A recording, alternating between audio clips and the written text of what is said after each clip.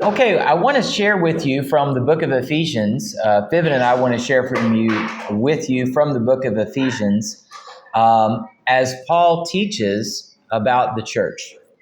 Jadi malam ini kami ingin sharing mengenai kitab Efesus. Bagaimana Paulus mengatakan mengenai gereja. So we want to share with you the things that Paul talked about in the book of Ephesians about the church. Jadi kita ingin sharing apa yang Paulus katakan tentang gereja dari kitab Efesus. It's going to mostly be a progressive, like chapter 1 to chapter 6, going through these places. Kita akan bahas dari ayat-ayat atau pasal dari pasal 1, pasal 2. So you can open up your Bibles tonight to Ephesians chapter 1 verse 22 and that's going to help you to get started. Jadi kita buka kitab Efesus 1 dan kita akan mulai. All right, so let's read verses 22 and 23 of chapter 1. And God placed all things under his feet and appointed him to be head over everything for the church, which is his body, the fullness of him who fills everything in every way. Efesus 1 ayat 22 sampai 23, segala sesuatu telah diletakkannya di bawah kaki Kristus dan dia telah diberikannya kepada gereja sebagai kepala dari segala yang ada. Gereja yang adalah tubuhnya yaitu kepenuhan dia yang memenuhi semua dan segala sesuatu. So as Vivian and I were looking at this together, we were really, it gave us a lot of encouragement. Jadi saat Vivin dan saya membaca ayat ini memberikan banyak penguatan kepada kita. So we see that God is giving all things into the hand and the authority of Jesus. Jadi kita lihat dari ayat ini bahwa Bapa telah memberikan segala sesuatu di bawah otoritas dari Yesus. Jesus is in control of the church and the church is his body. Yesus adalah yang memegang kendali atas gereja dan gereja adalah tubuhnya. And in his fullness dwells, or in that body dwells his fullness, and it fills it in every way.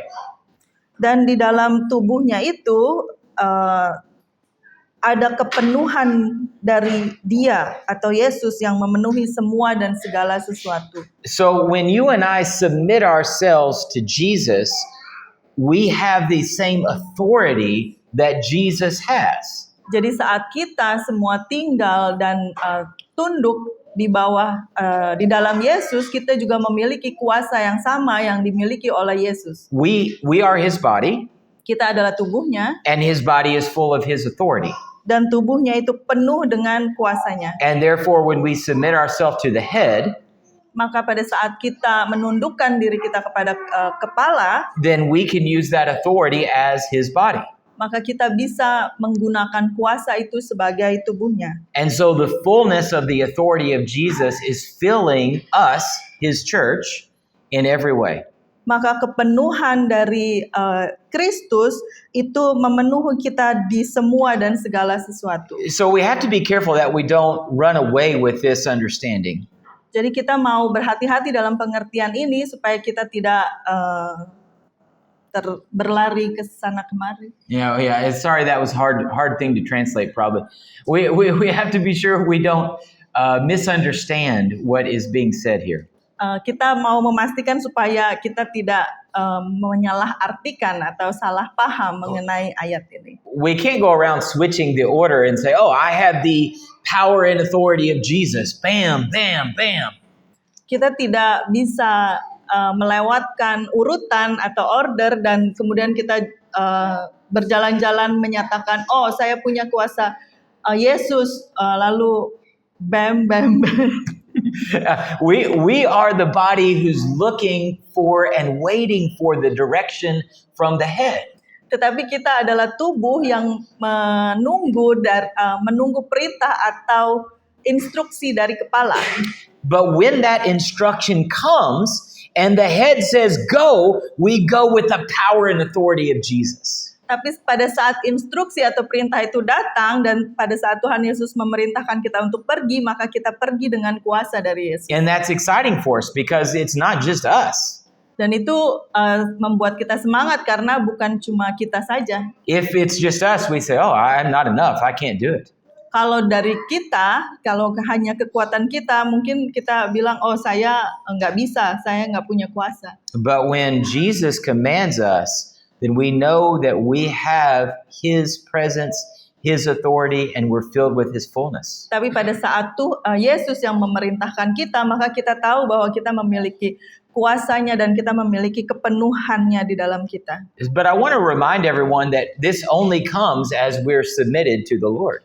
Tetapi saya juga mau mengingatkan kita semua bahwa ini akan kita peroleh atau datang pada saat kita tunduk atau submit kepada Tuhan. Obviously, all of us want to have the fullness of Jesus in our lives. Tentu saja kita semua mengingini kepenuhan dari Yesus di dalam hidup kita. But it doesn't come just because of where we live or what church we're a part of or any other worldly kind of motivation. Tetapi hal itu tidak datang karena di mana kita bergereja ataupun dari motivasi-motivasi di dunia. But three things that the scriptures tell us about living in submission to the Lord. You can see them on the screen there. Tetapi ada 3 hal bagaimana kita tunduk dan hidup dalam ketundukan atas Tuhan. Ada 3 poin di layar. So we lift holy hands without anger or dissension. Jadi kita mengangkat tangan kita tanpa amarah. Now, what happened this week when you sinned, brother, sister? Jadi apa yang terjadi pada saat kita What did you do when you sinned this week? Tell me, brother, tell me, sister, what did you do when you sinned? Not how you sinned, but what did you do after you sinned? apa yang kalian lakukan pada saat kalian minggu ini melakukan dosa atau kesalahan? Did you say, it's okay, nobody saw? Apakah kita mengatakan, oh tidak apa-apa karena tidak ada yang melihat? Dang it, I'll do better next time. I'll do better tomorrow.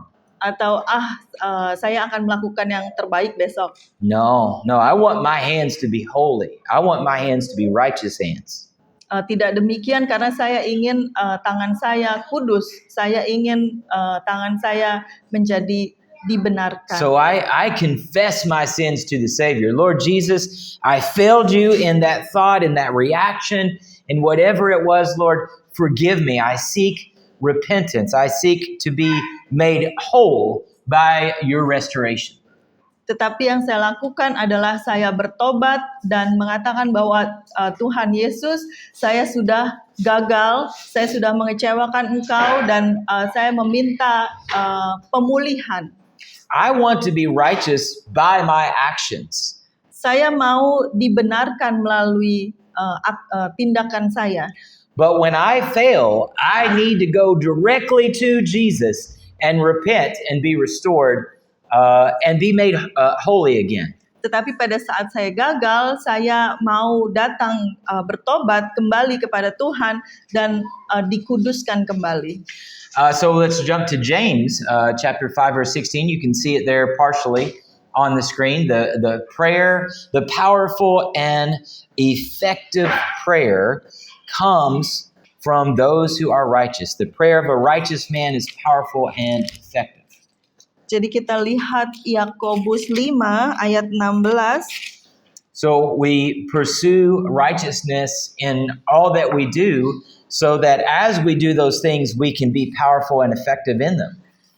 Jadi kita saling mengaku dosa dan dengan doa yang berkuasa, maka kita akan memperoleh doa yang efektif. Effective, yes. So we don't want for there to be any division within us. We want to be committed to pursuing righteousness. And when the moment of action comes, we want the knowledge that we're not alone, but God is with us. Jadi kita tidak mau ada pemisahan dengan Tuhan, tetapi kita mau bersatu kembali sehingga pada saat kita melakukan tindakan ada kebenaran di dalam hidup kita. And the last one there is Romans 12 verse 1. Dan yang terakhir itu di Roma, yang ketiga itu ada di Roma 12 ayat 1. Paul is urging believers by the mercies of God to present our bodies as living sacrifices.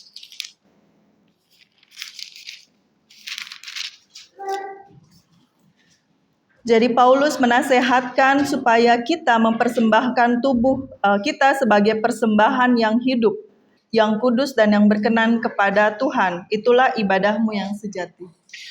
This is really the hardest thing. It's the hardest thing.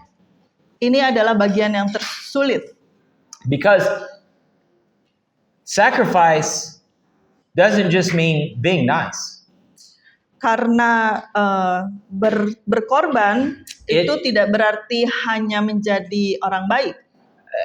It means that we're called to give everything for the name of Jesus. Tetapi berarti kita memberikan semuanya, segalanya untuk nama Yesus. And we do that not just for people we might meet or in certain situations. We do it in our homes. We do it with our friends. Dan itu bukan hanya kita berkorban bagi orang yang kita temui ataupun tetangga kita, tetapi kita juga melakukannya di dalam rumah kita. We don't even know the ways in which God may call us to sacrifice. Kita mungkin tidak tahu di jalan yang mana atau dalam hal apa Tuhan menginginkan kita untuk berkorban. But we know we need to be willing and ready to give everything. Tetapi kita tahu bahwa kita harus bersedia untuk berkorban dan memberikan segalanya. And so by doing these three things, we remain in submission to the Lord. These are three ways we can help ourselves from being in submission to the Lord. Jadi dengan melakukan tiga hal ini, kita bisa tunduk di dalam Tuhan dan terus berjalan di dalam ketundukan di dalam Tuhan. Let's move to chapter 2 now in Ephesians. Go back to Ephesians. If you've been moving to Romans, go back to Ephesians. We'll look in chapter 2, verses 14 through 16. It reads, "For he himself is our peace, who has made the two one, and has destroyed the barrier, the dividing wall of hostility, by abolishing in his flesh the law with its commandments and regulations. His purpose was to create in himself one new man out of the two, thus making peace, and in this one body to reconcile both of them to God through the cross, by which he put to death their hostility." Efesus 2 ayat 14 sampai 16, karena dialah damai sejahtera kita yang telah mempersatukan kedua pihak dan merobohkan tembok pemisah, yaitu perseteruan. Sebab dengan kematiannya sebagai manusia, ia telah membatalkan hukum Taurat dengan segala perintah dan ketentuannya, untuk menciptakan keduanya menjadi satu manusia baru di dalam dirinya, dan dengan itu mengadakan damai sejahtera, dan untuk memperdamaikan keduanya di dalam satu tubuh dengan Tuhan melalui salib, dengan melenyapkan perseteruan pada salib itu. If you leave tonight and only remember one thing, I hope at least it's this thing. Kalau kalian pulang dari tempat ini dan hanya bisa mengingat satu hal, saya harap kalian mengingat hal ini. Paul writes, he himself is our peace.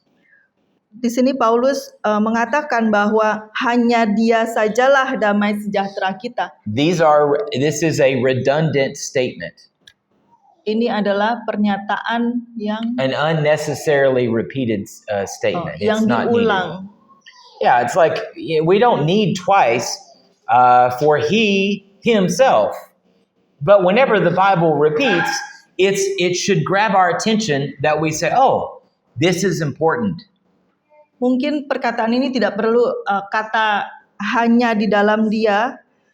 He himself itu tidak perlu diulang, tetapi karena ini diulang, dia dan hanya dialah, itu artinya berarti ada tingkat kepentingan yang lebih tinggi. It's repeated so that we don't miss it.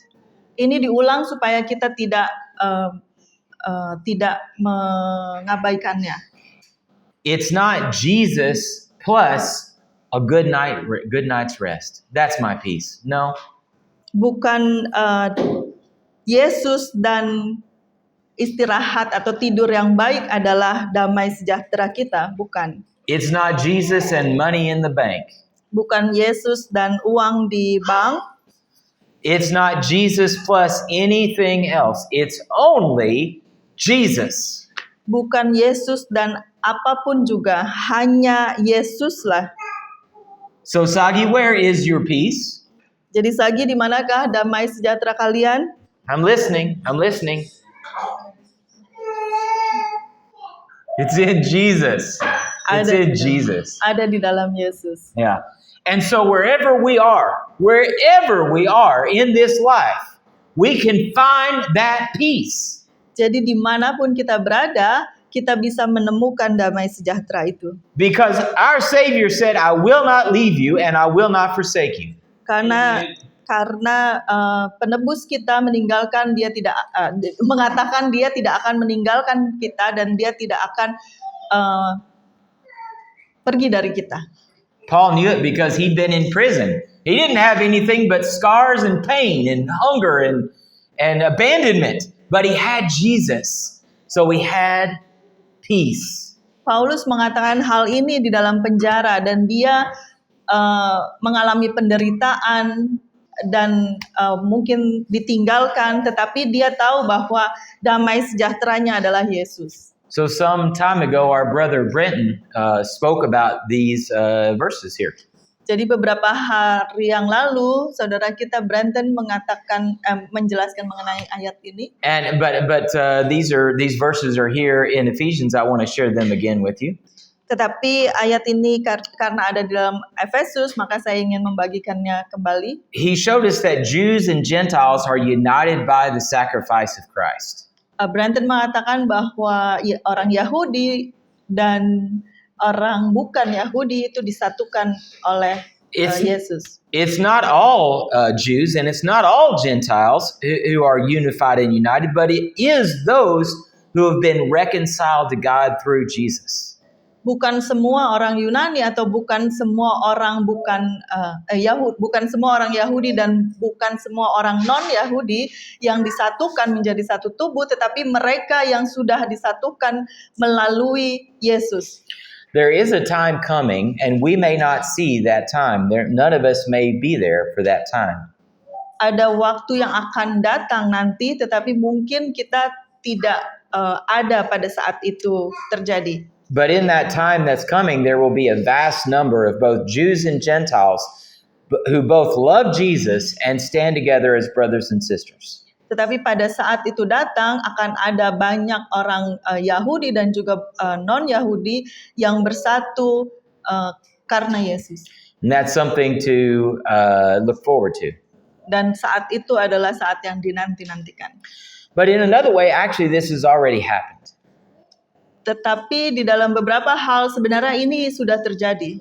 Here we are today as people with different languages, cultures, nationalities, but we're united in Christ. Di sini kita semua orang dari berbeda bahasa, berbeda keluarga negaraan, tetapi kita semua di sini disatukan karena Kristus. You guys haven't got to meet my daughter yet. Her name's Jordan.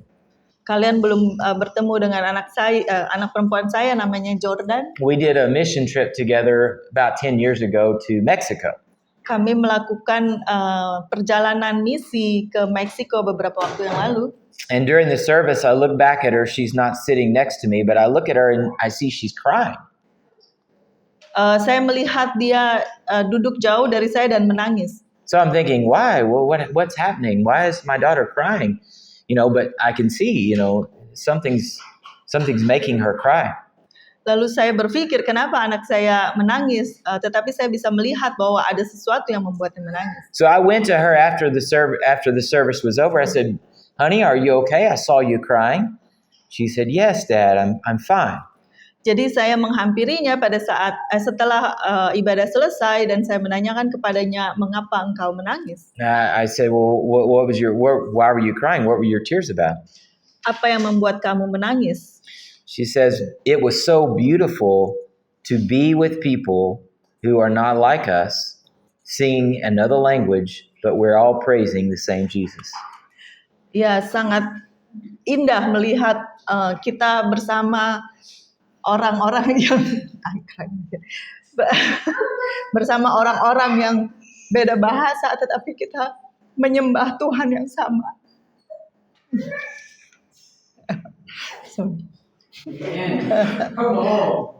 One day you guys will get to meet her when the Lord brings her here, and you can give her hugs and love on her. She's going to love that. Ya, suatu hari mungkin kalian akan melihat dia pada saat dia berkunjung dan kalian bisa memeluknya. But it's not just about us, because if we had a Russian sister here today, it would be the same. Tetapi mungkin juga kalau kita memiliki saudara dari Russian? Rusia yang juga bersatu menyembah Tuhan Yesus, kita juga merasakan hal yang sama. And the same if it was a Nigerian brother or an Indian Christian. Dan juga mungkin berlaku juga untuk orang Nigeria, orang Indonesia, Russian, Nigerian, Indian. orang India. Because it doesn't really matter where we're from. We all have the same story. Ya, karena tidak penting dari mana kita berada, tetapi kita memiliki cerita yang sama. We are all united by Christ. Kita semua disatukan di dalam Kristus. And this is the mystery. This is the mystery that, I've heard about here among our community as people from the outside look at Sagi. Dan ini adalah suatu misteri karena saya mendengarkan cerita-cerita dari orang di luar Sagi yang Yeah, the people of Indonesia, they see Sagi and say, "Oh, what? That's weird." ya, That's different. orang-orang yang di luar komunitas ini melihat kita, oh itu sesuatu yang aneh, sesuatu yang berbeda. It's a mystery to them, but it is the testimony of the power of the name of our Savior Jesus. Itu suatu misteri bagi mereka, tetapi sebenarnya ini adalah kuasa kekuatan dari Tuhan Yesus. He unites like nothing else could possibly unite us. Dia menyatukan kita seperti tidak ada yang bisa menyatukan kita. Amen. Let's go on to the next. Mari kita lanjut. Ephesians chapter 3. Efesus 3 ayat 3. All right. Verse 6 says, the mystery is that through the gospel, the Gentiles are heirs together with Israel, members together of one body, and sharers together in the promise in Christ Jesus. Jadi misteri itu adalah 3:6.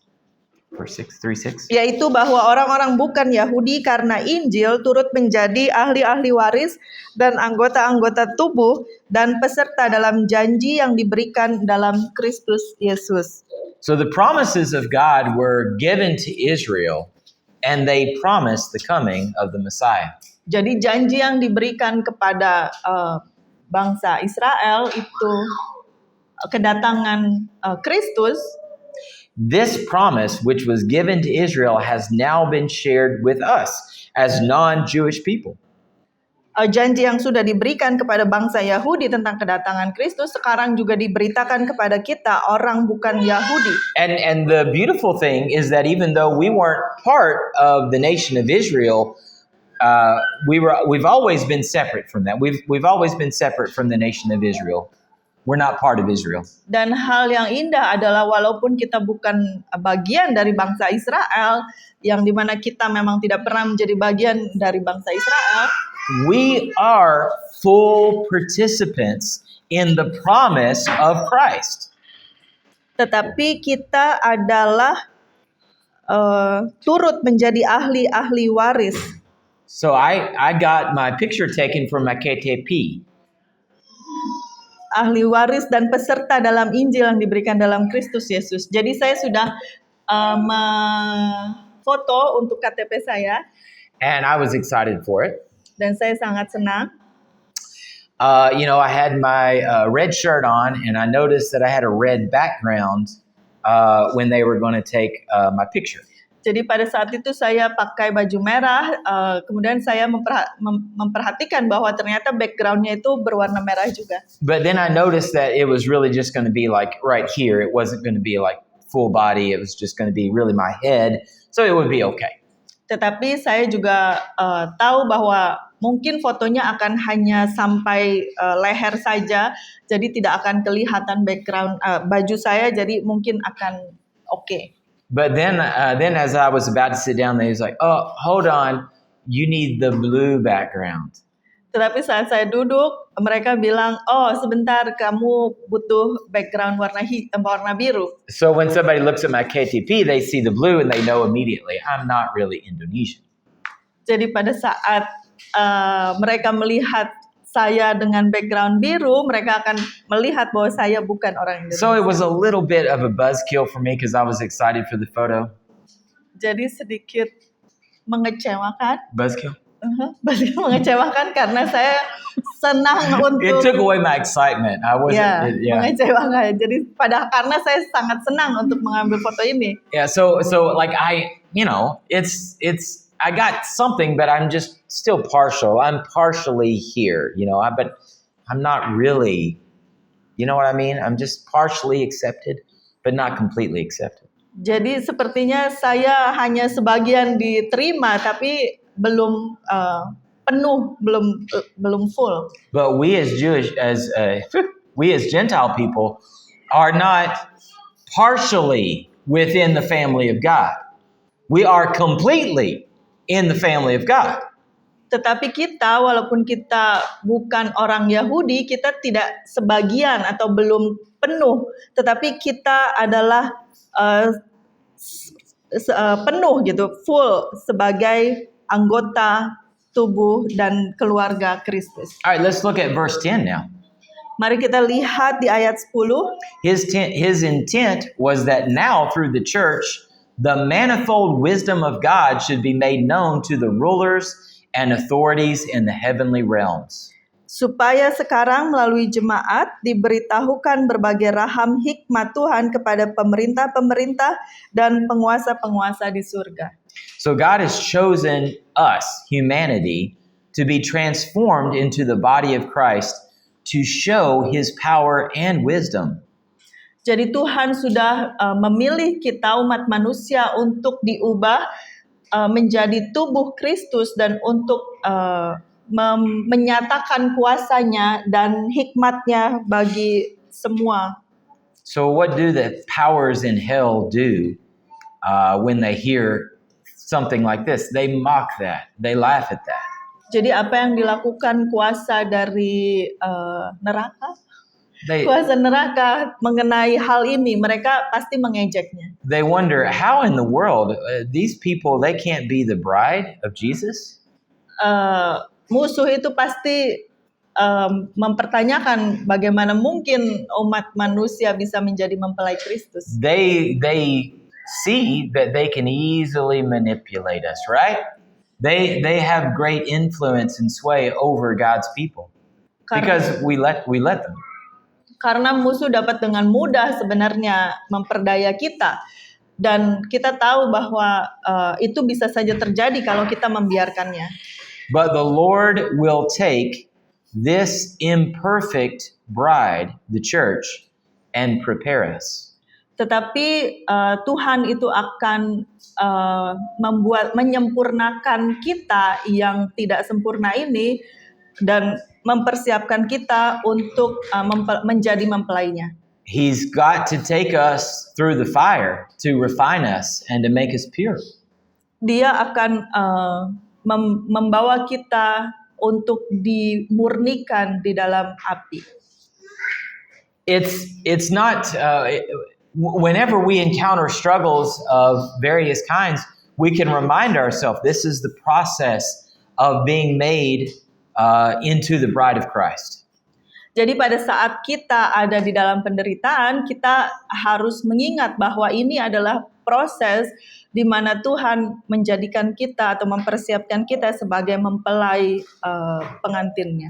We ought to be excited about what is coming, right? We ought to be excited to be his bride. Kita harusnya bersemangat untuk apa yang akan datang. Kita harus bersemangat karena kita dipersiapkan menjadi mempelai pengantin.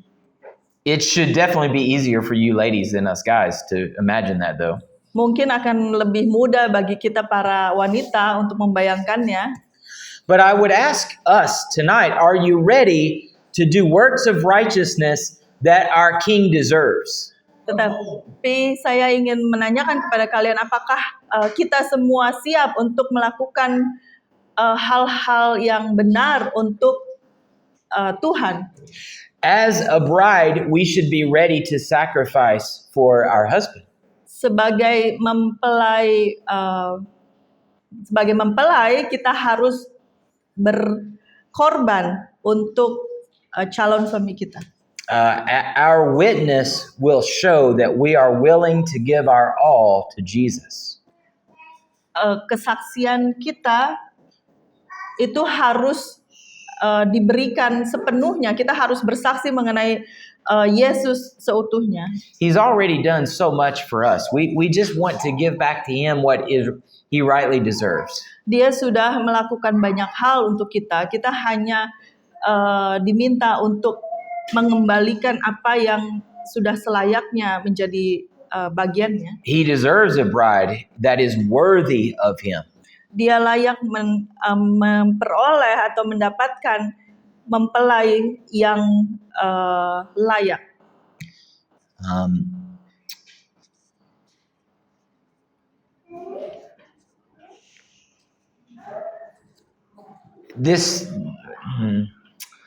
So let it be true, Lord. Let it be true. Let us serve the Lord with all we are. Jadi marilah kita melayani Tuhan dengan apa yang kita punya. All right, now let's look at Ephesians chapter 4 and verses 4 through 6. Jadi mari kita lihat Efesus 4 ayat 4 sampai 6. We did skip verse 20, by the way, if you're really studying that, but we'll get back to it later. Kita melewati ayat 20. So verse 4 says, there is one body and one spirit, just as you were called to one hope when you were called, one Lord, one faith, one baptism, one God and Father of all, who is over all and through all and in all. Satu tubuh dan satu roh, sebagaimana kamu telah dipanggil kepada satu pengharapan yang terkandung dalam panggilanmu. Satu Tuhan, satu iman, satu baptisan, satu Tuhan dan Bapa dari semua yang di atas semua dan melalui semua dan di dalam semua.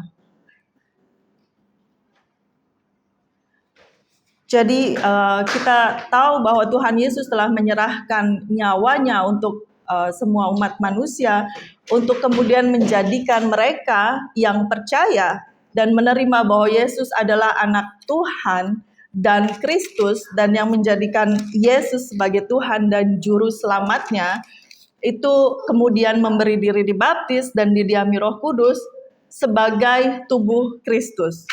Jadi tidak semua umat manusia seperti yang tadi Joe sebutkan, tetapi mereka yang benar-benar menerima Yesus, yang benar-benar percaya bahwa Yesus adalah Tuhan dan memberi diri dibaptis, didiami oleh Roh Kudus, itu dijadikan tubuh oleh Kristus.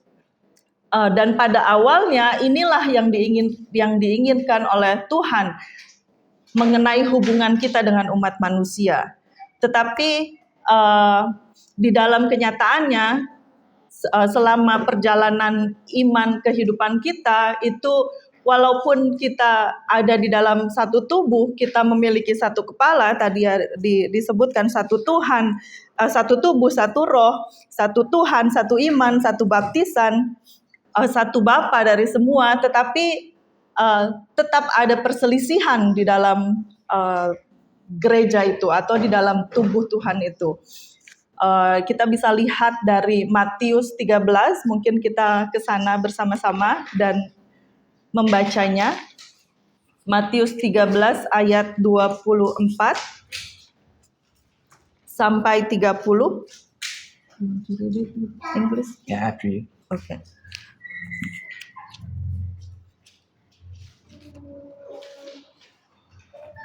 Yesus menyampaikan suatu perumpamaan lain lagi kepada mereka. Katanya, kerajaan surga itu seumpama orang yang menaburkan benih yang baik di ladangnya. Namun pada waktu semua orang tidur, datanglah musuhnya menaburkan benih lalang di antara gandum itu lalu pergi. Ketika gandum itu tumbuh dan mulai berbulir, tampak jugalah lalang itu. Lalu datanglah hamba-hamba pemilik ladang itu kepadanya dan berkata, "Tuan, bukankah benih baik yang Tuan taburkan di ladang Tuan? Jadi dari manakah lalang itu?" Jawab tuan itu, "Seorang musuh yang melakukannya." Lalu berkatalah hamba-hamba itu kepadanya, "Jadi maukah Tuan supaya kami pergi mencabut lalang itu?" Namun ia berkata, "Jangan, sebab mungkin gandum itu ikut tercabut pada waktu kamu mencabut lalang itu. Biarkanlah keduanya tumbuh bersama sampai waktu menuai. Pada waktu itu aku akan berkata kepada para penuai, kumpulkanlah dahulu lalang itu dan ikatlah berberkas-berkas untuk dibakar. Kemudian kumpulkanlah gandum itu ke dalam lumbungku." Jesus told them another parable. The kingdom of heaven is like a man who sowed good seeds in his field. But while everyone was sleeping, the enemy came and sowed weeds among the wheat and went away. When the wheat sprouted and formed heads, then the weeds also appeared. The owner's servants came to him and said, "Sir, didn't you sow good seed in your field? Where then did the weeds come from?" "An enemy did this," he replied. The servants asked him, "Do you want us to go and pull them up?" "No," he answered, "because while you are pulling the weeds, you may root up the wheat with them. Let both grow together until the harvest. At that time, I will tell the harvesters, first collect the weeds and tie them in bundles to be burned, then gather the wheat and bring it into my barn." Jadi yang Tuhan inginkan itu adalah yang baik. Ada hubungan yang baik antara satu kepala, satu Tuhan dengan satu tubuh. Jadi di dalam satu tubuh seharusnya hanya ada benih yang baik yang tumbuh. Tetapi kenyataannya walaupun ada di ladangnya seperti yang di Matius 13, ini ada di dalam ladang Tuhan gitu. Dan ini adalah perumpamaan juga mengenai hal kerajaan surga. Itu musuh bisa masuk untuk menaburkan benih yang tidak baik. Jadi ada perselisihan, ada perbedaan, ada iri hati, ada keegoisan, ada keangkuhan, ada merasa paling benar. Itu muncul di antara orang-orang percaya dan menyebabkan banyak perpecahan ya, entah itu di dalam satu gereja ataupun kemudian karena perpecahan di dalam gereja itu menyebabkan banyak perbedaan dan akhirnya pecah denominasi gereja atau muncul aliran-aliran lain, aliran gereja lain yang sebenarnya pada awalnya Tuhan tidak menginginkan hal itu karena hanya ada satu baptisan. Perbedaan mengenai pengertian baptisan bisa memecah orang percaya. Satu roh, perbedaan mengenai pengertian tentang bahasa roh atau Roh Kudus bisa membuat perpecahan di dalam gereja. Kemudian banyak hal-hal yang sebenarnya disebabkan karena kedagingan kita ya, ada perselisihan segala macam, itu kan memang adalah sifat dasar manusia. Karena kita masih tinggal di dalam tubuh ini, kita pasti ada di dalam diri kita suatu saat itu di mana kita muncul iri hati, di mana kita muncul perselisihan dan keangkuhan gitu, keegoisan gitu. Tetapi dari ayat ini pun kita melihat bahwa Tuhan tidak menginginkan bahwa ilalang itu dicabut gitu. Tetapi tetap dibiarkan untuk tumbuh bersama. Tetapi akan ada satu masa di mana saatnya menuai, kita akan mengetahui mana yang lalang dan mana gandum yang berisi. Maka bagaimana kita harus bersikap sebagai jemaat Tuhan, itu kita bisa lihat dari 2 Timotius 4 ayat 2. Sebagai tubuh Kristus yang sudah dibeli dengan darah Yesus, yang sudah dicurahkan kasih, dicurahkan roh, itu kita seharusnya bisa bersikap seperti yang ada di dalam 2 Timotius 4 ayat 2. Beritakanlah firman, siap sedialah baik atau tidak baik waktunya, nyatakanlah apa yang salah, tegurlah dan nasihatilah dengan segala kesabaran dan pengajaran. Maka walaupun ada perbedaan-perbedaan di dalam tubuh Tuhan gitu, tugas kita bukanlah untuk menghakimi, tetapi harus memberitakan firman kebenaran dengan di situ disebutkan dengan roh dan dengan dengan kebenaran. Kita harus memberitakan firman kebenaran dan harus dengan sesuai dengan apa yang ditulis di Alkitab dan juga sesuai dengan apa yang Roh Kudus beritahu kita mengenai apa yang sudah diperintahkan oleh Yesus. Jadi perbedaan antara menghakimi dan menegur atau menyatakan yang salah itu mungkin kita bisa tahu pada saat kita ada keinginan atau ada terbersit keinginan untuk menghakimi itu, artinya kita tidak mau mengatakan hal tersebut di hadapan orang tersebut, orang yang kita pikirkan untuk pikirkan kesalahannya gitu. Tetapi pada saat kita menegur dan menyatakan yang salah, itu artinya kita datang ke orang itu dan menegur. Tetapi kita harus melakukan semuanya itu dengan firman Tuhan dan Roh Kudus yang penuh dengan kasih dan memberi hidup atau membangun, yaitu yang menuntun mereka kepada pertobatan. Karena correction atau teguran di dalam kasih itu akan membangun dan bukan dengan sikap yang bersaing atau merasa lebih tinggi daripada orang lain.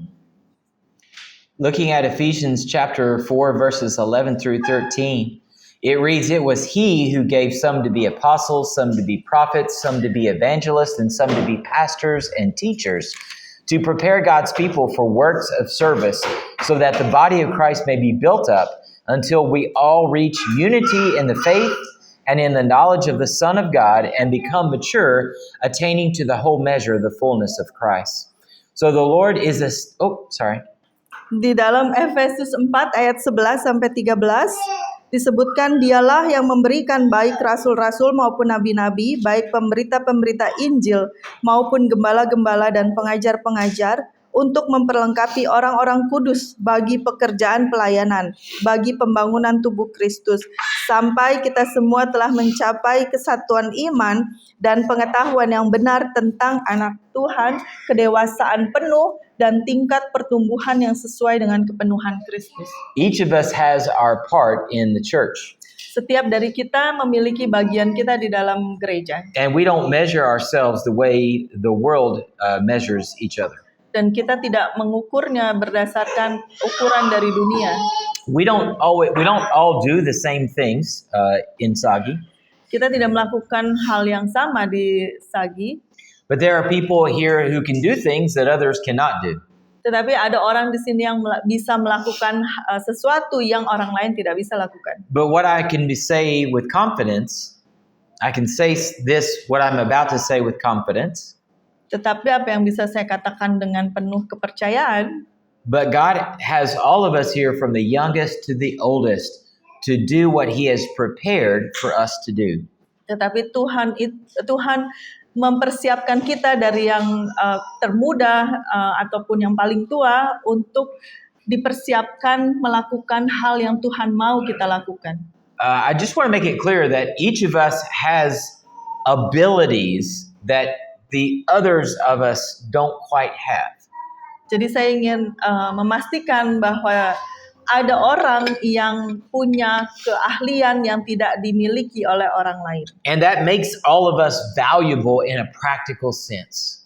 Dan itu membuat kita lebih berarti. And therefore, as a whole, we are all useful to the kingdom. Tetapi sebagai suatu kesatuan, kita itu berguna untuk kerajaan. But when we lose someone because of their unfaithfulness or for any reason, then we're less than we could be. Tetapi pada saat kita kehilangan seseorang karena sesuatu hal, artinya kita kita lebih berkurang dari sebelumnya. There are three things that Paul is encouraging us that we need to do in our work. Ada 3 hal yang Paulus ingin kita lakukan di dalam pekerjaan kita. If the body of Christ is to be built up, we must first have a unified faith. Jika kita ingin membangun tubuh Kristus, pertama kita harus memiliki kesatuan iman. Not only faith in Jesus, but plan in the work that God is doing.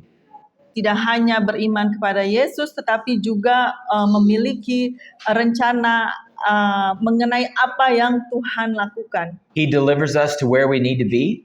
Dia membawa kita ke tempat di mana Dia mau kita berada, And nothing happens away from His knowledge of us. dan tidak ada yang berlangsung tanpa pengetahuannya mengenai kita. And so we trust Him and we have faith in Him even when the days are dark.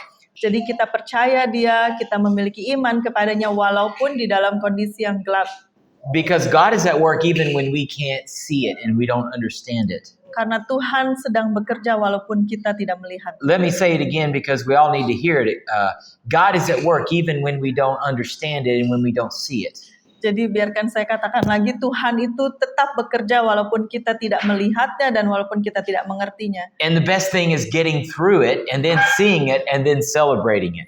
Dan hal yang terbaik adalah melewatinya dan melihatnya lalu merayakannya. God, I didn't see it. I thought things were going terribly, but you knew exactly what you were doing. Tuhan, saya tidak melihatnya dan dan keadaan menjadi lebih buruk, tetapi saya tahu Engkau sedang bekerja. The second thing is knowledge of Christ, knowledge of the Son. Hal yang kedua adalah pengenalan akan Kristus. To know Jesus is to love Him. Untuk mengetahui Yesus adalah untuk mengasihinya. If you know Jesus, you must love Him. Amen. Kalau kamu mengenal Yesus, kamu harus mengasihinya. And our work is to pursue a greater understanding of Jesus. Dan pekerjaan kita adalah untuk memiliki pengertian tentang Yesus. So we read His words, we worship Him, and we pray and we ask for understanding. Jadi kita membaca firman-Nya, kita berdoa, kita memujinya dan meminta pengertian. And we ask for the Holy Spirit to open our eyes to the things that we can't see. Dan kita meminta Roh Kudus untuk membuka mata kita untuk melihat apa yang tidak bisa kita lihat. I love the Bible from Genesis to Revelation. Saya menyukai Alkitab dari Kejadian sampai Wahyu. But it's very good for me to spend a lot of time reading the words of Jesus and learning about what He taught. Tetapi sangat mungkin lebih bagus buat saya untuk membaca mengenai Yesus dan perintah-perintah Yesus. The third thing we're told to is to be mature. Hal ketiga yang diajarkan adalah untuk menjadi dewasa. We know Satan is out there trying to get us and affect us, hurt our families, and destroy our witness. Kita tahu bahwa Satan atau musuh itu ada di luar sana, berusaha untuk merusak kita, menyerang kita, dan juga keluarga kita, membuat kita untuk tidak bersaksi tentang Yesus. But when I'm depending and trusting in Jesus, my maturity grows and Satan isn't able to affect me in the same way. Tetapi saat saya berserah atau bersandar kepada Yesus, maka pengetahuan saya akan semakin berkembang dan musuh tidak bisa memberi efek yang sama kepada saya. Let's look at Ephesians 4:15 and 16. Instead, speaking the truth in love, we will in all things grow up into Him who is the head, that is Christ. From Him, the whole body, joined and held together by every supporting ligament, grows and builds itself up in love as each part does its work. Efesus 4 ayat 15-16, sebaliknya dengan teguh berpegang kepada kebenaran di dalam kasih, kita bertumbuh di dalam segala hal ke arah Dia, Kristus yang adalah kepala. Dari Dialah seluruh tubuh yang rapi tersusun dan diikat menjadi satu oleh semua sendi yang menopangnya, menerima pertumbuhan sesuai dengan kadar pekerjaan tiap-tiap anggota dan membangun dirinya dalam kasih. Jadi di ayat ini, di dalam bahasa Inggris disebutkan speaking the truth in love. Jadi katakanlah kebenaran di dalam kasih. Maka di dalam segala sesuatu kita akan bertumbuh kepada Kristus yang adalah kepala. Dari Dialah segala sesuatu dijadikan satu dan menerima pertumbuhan serta pembangunan di dalam kasih. Jadi pertumbuhan kita, pembangunan kita itu kepada Kristus, kepada kepala. Kalau kita tidak menjadi bagian dalam tubuhnya, kita tidak akan bertumbuh dan kita tidak akan bisa membangun diri kita sendiri. Dan yang benar itu tadi ya, pertumbuhan itu harus menuju ke kepala. Artinya apa? Untuk membesarkan kepala dari tubuh kita, yaitu Kristus, yaitu Tuhan, untuk kemuliaan Tuhan, bukan untuk kemuliaan diri kita, bukan untuk membesarkan kepala kita sendiri gitu, tapi untuk kemuliaan Tuhan, untuk memegahkan Tuhan. Maka kita harus selalu menyelidiki diri sendiri, apakah pertumbuhan kita, entah itu rohani ataupun materi gitu ya, itu menuju ke arah Tuhan atau kepada diri kita sendiri atau keluarga kita sendiri atau untuk kemuliaan Tuhan. Jadi kalau kita ada di dalam kasih, fokus ke dalam kasih, fokus kita itu harus kepada kepala. Let's look at verse 25, still in chapter 4. Therefore, each of you must put off falsehood and speak truthfully to his neighbor, for we are all members of one body. Di ayat 25 Efesus 4, karena itu buanglah dusta dan berkatalah benar seorang kepada yang lain, karena kita adalah sesama anggota. This might seem like a trivial matter, but I think it's actually one of great importance. Ini mungkin sesuatu yang trivial, Unimportant. nggak penting, masalah yang nggak penting, tetapi ini sebenarnya sangat penting. If you want to know if you have a good relationship with someone, figure out, is it hard to tell the truth to that person? Kalau kalian mau tahu apakah kalian memiliki hubungan yang baik dengan seseorang, coba selidiki apakah susah untuk mengatakan kebenaran kepada orang itu. If you're tempted to lie to that person, then there's something not right in that relationship. Kalau kalian merasa dicobai untuk berbohong kepada orang itu, maka ada yang salah dengan hubungan itu. A church that has members that lie to each other is not a healthy church. Gereja yang memiliki anggota yang saling bohong itu bukan gereja yang sehat. Now we know we're not supposed to lie already, right? We know it's against God's law. Dan kita semua tahu bahwa berbohong itu melawan perintah Tuhan. But we all lie. We all have lied before, right? Tetapi kita pernah berbohong, kan? So the reasons why people lie to keep others, to avoid conflict with others. Jadi alasan kita berdusta, alasan kita berbohong itu adalah untuk supaya tidak menghindari konflik. They lie to avoid shame and guilt.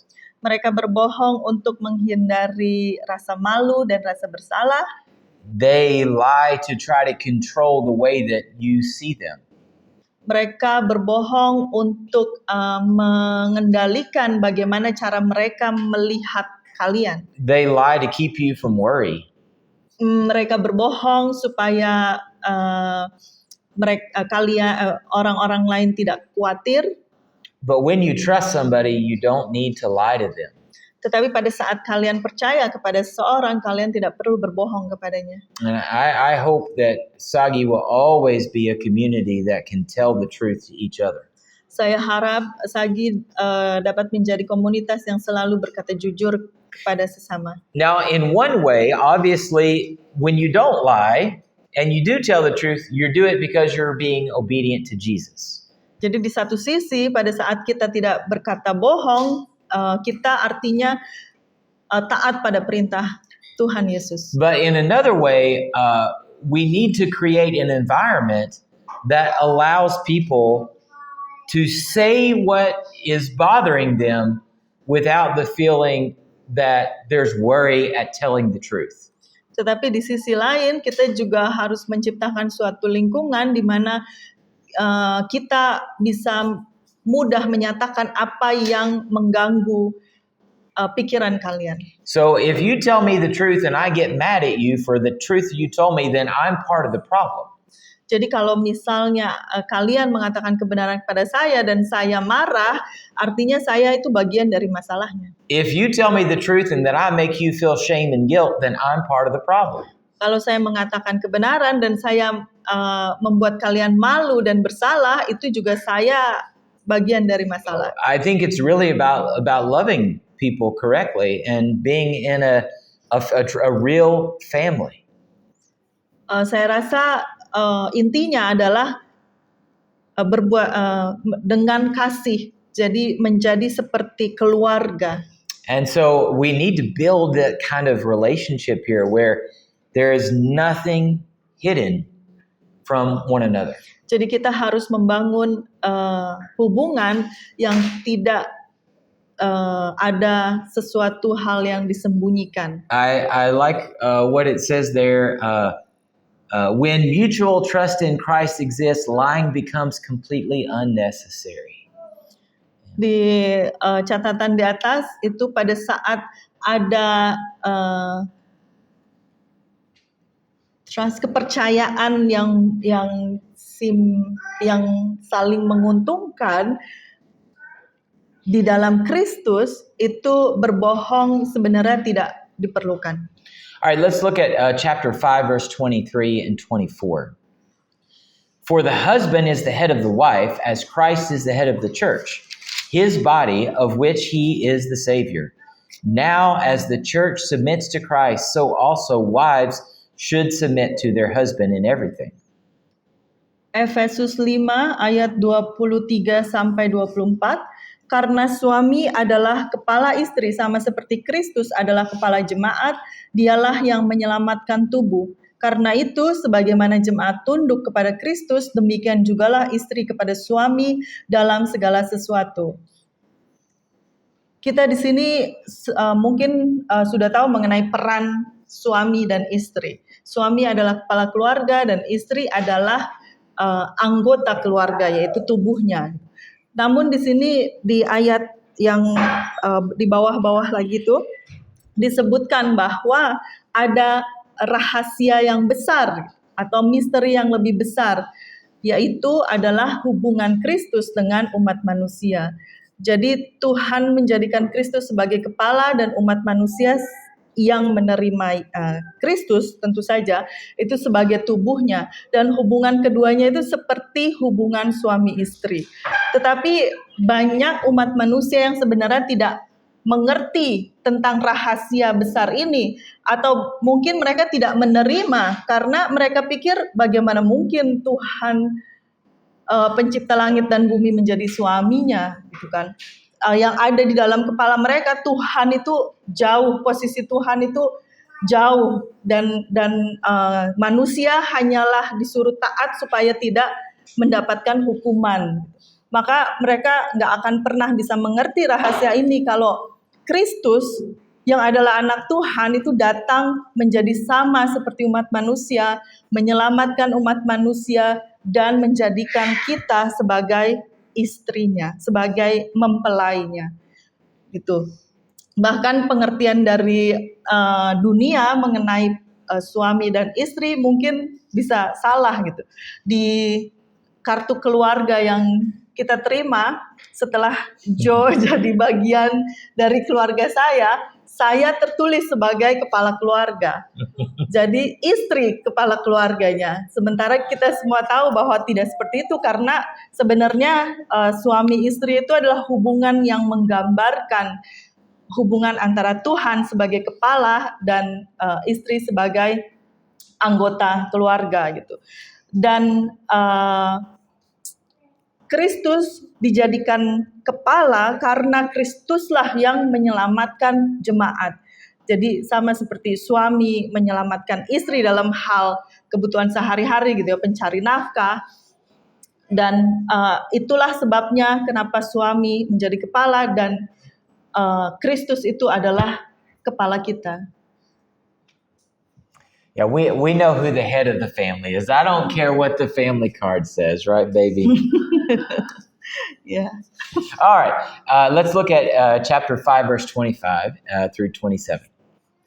Husbands, love your wives just as Christ loved the church and gave himself up for her to make her holy, cleansing her by the washing with water through the word, and to present her to himself as a radiant church, without stain or wrinkle or any other blemish, but holy and blameless. Efesus 5 ayat 25 sampai 27. Hai suami, kasihilah istrimu sebagaimana Kristus telah mengasihi jemaat dan telah menyerahkan dirinya baginya untuk menguduskannya sesudah ia menyucikannya dengan memandikannya dengan air dan firman, supaya dengan demikian ia menempatkan jemaat di hadapan dirinya dengan cemerlang, tanpa cacat atau kerut atau yang serupa itu, tetapi supaya jemaat kudus dan tidak bercela.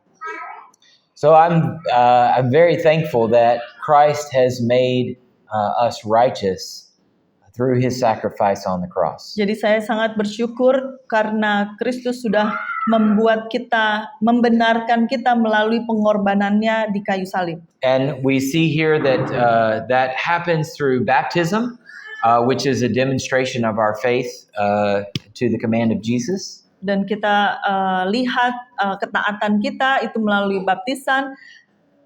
And this is also through the word, which is to obey the teaching of Jesus, to obey him as the word. Dan juga untuk menaatinya, menaati firman-Nya.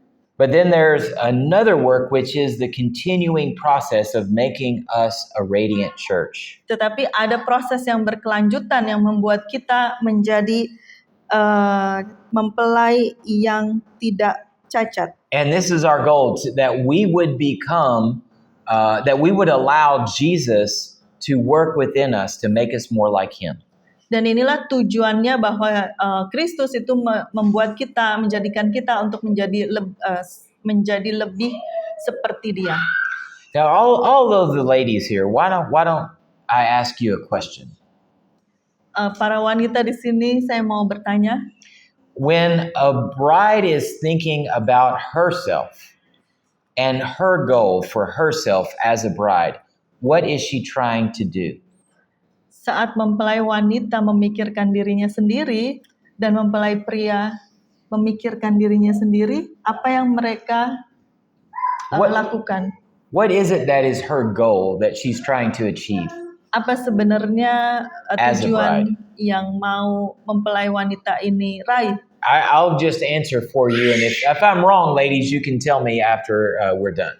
Saya akan menjawabnya, tapi kalau saya salah, kalian bisa bilang ke saya setelah. Her goal is to love her Selesai. husband first and above every other man. Tujuannya adalah untuk mengasihi suaminya di atas lelaki yang lain. Her goal is to respect him above every other. Tujuannya adalah untuk menghormatinya, lebih menghormatinya dari yang lain. And her goal is to obey him above all others. Dan tujuannya adalah untuk menaatinya. And that's what we're trying to become, church. Dan itulah yang kita mau lakukan sebagai gereja. To love our husband, Jesus, Untuk above all others. mengasihi suami kita, Yesus, di atas segalanya. To give him all of our respect and all of our obedience. Untuk memberi Yesus semua hormat kita dan juga ketaatan. And so that's not a stamp that we get one day, but it's a continual work throughout our lives. Tetapi itu bukan suatu hal atau cap yang kita raih, tetapi adalah suatu proses di dalam kehidupan kita. Sagi is on the step of, or the process of becoming a radiant church. Sagi kita ada di dalam proses untuk menjadi mempelai yang tidak bercela. Are we a beautiful church today? Yes. Yes, we are.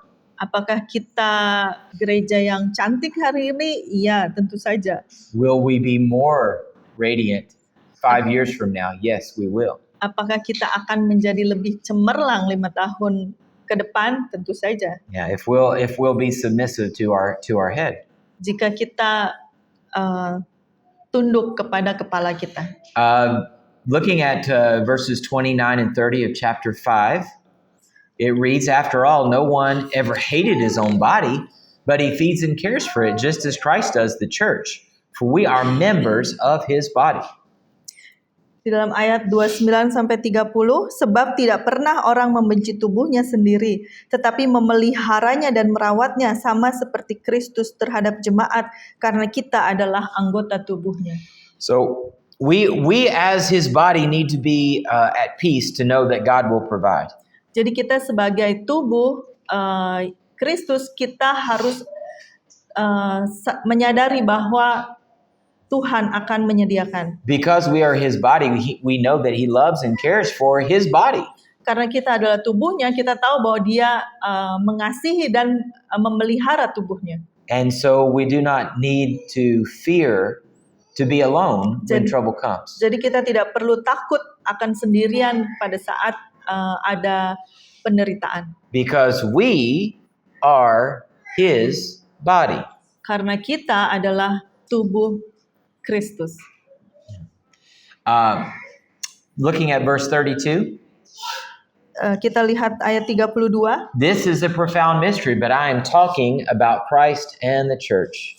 Rahasia ini besar, tetapi yang aku maksudkan ialah hubungan Kristus dan jemaat. It doesn't make sense what God has done. Mungkin memang tidak masuk akal apa yang sudah Tuhan lakukan. He chose miserable people like us to accomplish something amazing. Dia memilih makhluk yang lemah seperti kita untuk meraih tujuannya. Why would he do this? All of creation wonders. Why would you choose those people to give your son to? Kenapa Tuhan melakukan hal ini? Semua ciptaan mungkin heran, kenapa engkau memberikan anaknya yang tunggal, memberikan anakmu yang tunggal untuk umat manusia. It's not an easy thing for us to comprehend and understand. Mungkin juga bukan hal yang mudah buat kita untuk memahaminya. But it is amazing. It is wonderful. Tetapi sangat luar biasa. And it is incredibly powerful for all of us who accept it. Dan sangat berkuasa bagi kita yang mau menerimanya. All right, we return to the middle of the book now in chapter 3 verses 20 and 21. Sekarang kita kembali lagi ke pertengahan kitab Efesus pasal 3 ayat 20 sampai 21. Now to him who is able to do immeasurably more than all we ask or imagine, according to his power that is at work within us. To him be glory in the church and in Christ Jesus throughout all generations, forever and ever. Amen. Bagi dia yang dapat melakukan jauh lebih banyak daripada yang kita doakan atau pikirkan, seperti yang ternyata dari kuasa yang bekerja di dalam kita, bagi dialah kemuliaan di dalam jemaat dan di dalam Kristus Yesus turun-temurun sampai selama-lamanya. Amin. Sometimes I read Paul's letters and I just know that he took a nap and he got up and said, "Oh, I want to say some little bit more. I want to write more." Kadang saat saya membaca kitab Efesus, mungkin saya berpikir mungkin Paulus itu tidur siang, kemudian bangun, kemudian mau menulis hal yang baru lagi. And this was one of those moments where I think like he was like, okay, that's a good place to end right there. Dan mungkin ini adalah salah satu contohnya, karena dia menulis, mungkin ini adalah akhirnya. But the Holy Spirit said, no, you're not done yet. You got more you need to say. Tetapi mungkin Roh Kudus mengatakan, ini belum selesai. Kamu masih punya banyak hal untuk ditulis. But it's a good way for us to end our study of the church in Ephesians. Tetapi ini menjadi akhir yang baik untuk mengakhiri pelajaran hari ini. And so, church, let us praise His name. Jadi mari kita memuji namanya. Let us thank Him for what He has done. Mari kita bersyukur kepadanya atas apa yang sudah Ia lakukan. Let us worship Him for what He has promised, because what He has promised He will do. Mari kita memuji Dia untuk apa yang telah dijanjikannya, karena Dia pasti akan melakukan apa yang telah dijanjikannya. Pastor Giddy?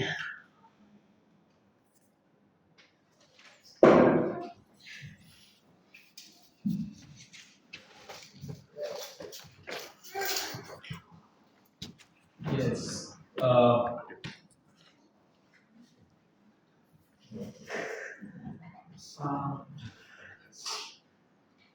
There's one word that I like this time when we went to Ephesians. Ada satu kata ketika menjelajahi buku Efesus, It's a mystery. itu kata misteri. And we discussed in my house in Kita diskusikan tadi also about Ephesians. hal ini di rumah saya waktu kita berstudi. And my question will be how what made mystery become mystery? Apa yang membuat misteri itu menjadi misteri? Why you can call something is a mystery? Gimana kalian bisa memasuk sesuatu ke sebuah misteri? There is most of them will answer because it's something hidden. Dari beberapa orang yang menjawab itu disebut misteri karena itu sesuatu yang tersembunyi. But how you know if there is something hidden? Bagaimana kalian bisa mengetahui kalau sesuatu tersembunyi? How we know if someone hides something? Bagaimana kalian bisa tahu kalau seseorang itu menyembunyikan sesuatu? Because it been revealed. Karena hal itu telah ditunjukkan, dibukakan. Before it been revealed, nobody will know there's something hidden underneath. Karena kalau seseorang nggak bakal tahu apapun tentang itu kalau hal itu tidak dibukakan. Then it was revealed, like nobody really like say there's a mystery. Karena kalau itu nggak dibukakan atau ditunjukkan, nggak akan ada orang yang melihat dan menyadari bahwa itu adalah sebuah misteri.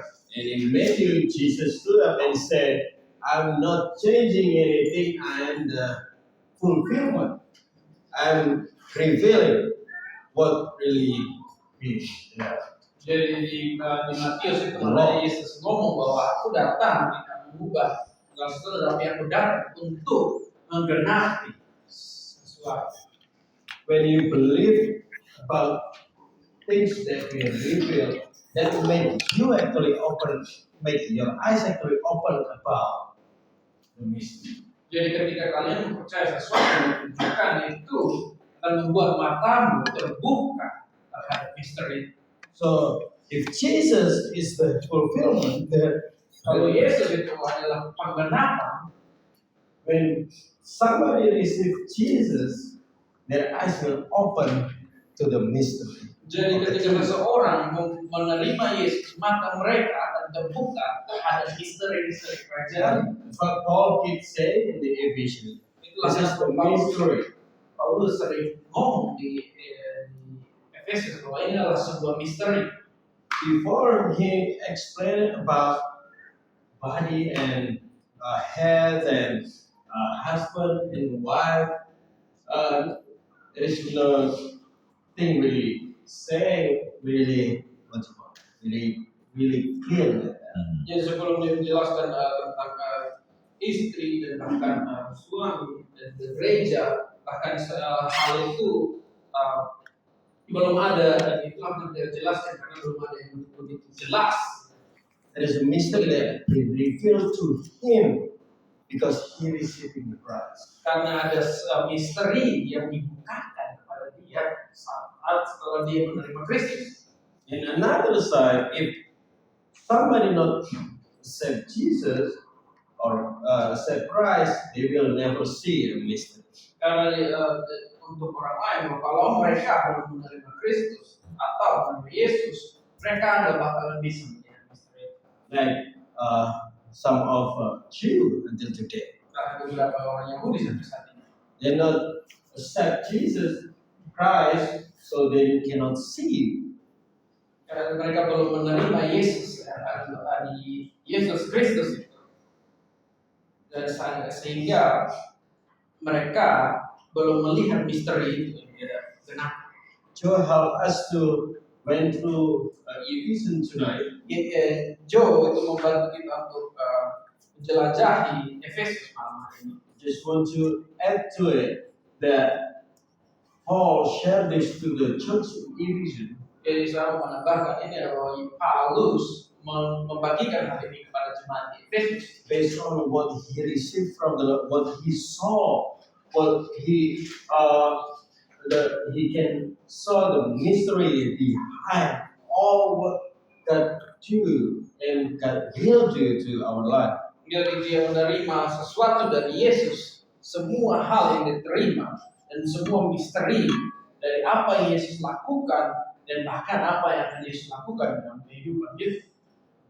It's amazing to be the body of Christ and be led by Christ. It's amazing. But for me tonight, it's more amazing when we can see the mystery of the kingdom. Jadi sangat luar biasa bagi saya menjadi bagian dari tubuh, dipimpin oleh Kristus, di hal yang menjadi yang membuat saya malam hari ini adalah hal ini akan menjadi luar biasa kalau kita juga melihat misteri. There's one scripture that said that only Christ we can open the veil Jadi beberapa on your ayat eyes so you mengatakan can see it. bahwa Yesus yang mampu membukakan selubung di mata, You can see about the kingdom. sehingga kamu bisa melihat hal tentang kerajaan, And that mystery actually bring hope. sehingga ini misteri itu sebenarnya membawa harapan. And after all what Paul said in Ephesians, it goes with something that important. Jadi dari semua hal yang Paulus ngomong di Efesus, dia menutup satu dengan hal yang sangat penting. Ephesians 6:10. Ayat 10 pasal yang 6. Finally, be strong in the Lord and in His mighty power. Amen. And then he continued by wearing armor of God. Dan setelah itu dia lanjutkan dengan semua perlengkapan rohani. Just being a body of Christ, be truthful, always in love. We need to be strong in it. Jadi menjadi bagian dari tubuh Kristus di dalam kebenaran dan menjadi kuat di dalam kuasanya. I don't know about you guys, but for me, I feel strengthened when I can see something, some mystery, new revelation, new thing, Bible, new theology, Christ, what we can understand what He's doing. Mereka tahu tetapi saya sendiri, saya merasa sangat dikuatkan ketika saya melihat misteri itu dibukakan dari firman-Nya dan mendapat kewahyuan di firman-Nya, dikuatkan oleh apa yang dibukakan oleh Kristus melalui firman. So, are you believe that Christ is the fulfillment and the revealing of the mystery? Are you believe? Are you? Apakah kalian percaya bahwa Yesus adalah penggenapan dari misteri? Do you accept it? Apakah kalian menerima itu?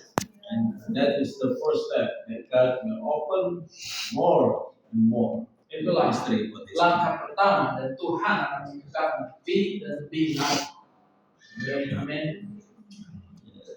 Let's pray. Bapa di dalam surga, kami bersyukur malam hari ini Tuhan,